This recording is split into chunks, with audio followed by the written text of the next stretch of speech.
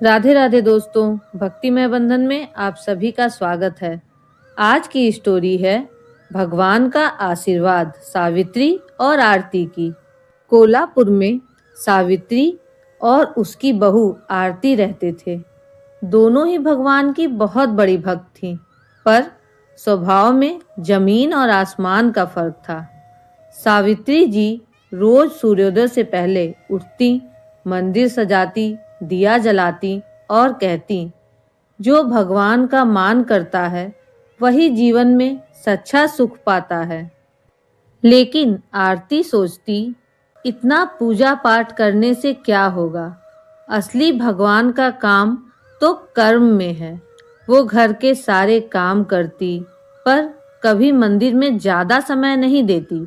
धीरे धीरे सास को यह बात खटकने लगी। वो रोज ताना देती, भगवान के बिना भक्ति अधूरी है बहू। एक दिन दोनों में झगड़ा हो गया। आरती दुखी होकर बोली, माँ जी, अगर भगवान सच में ऐसा ही चाहते हैं तो वो खुद बताएंगे कि असली भक्ति किसे कहते हैं। उस रात दोनों के सपने में भगवान विष्णु प्रकट हुए। मुस्कुराते हुए बोले, सावित्री, तुम्हारी भक्ति तुम्हारे मन में है और आरती की भक्ति उसके कर्म में है। जो भक्ति मन से करे वो मुझे देख पाता है, पर जो भक्ति कर्म से करे मैं उसमें रहता हूँ। सुबह दोनों ने एक दूसरे को अपना सपना बताया और एक दूसरे के गले लगी। सावित्री ने भी अपने सास के पैर छू के कहा, मैं समझ गई हूँ अब।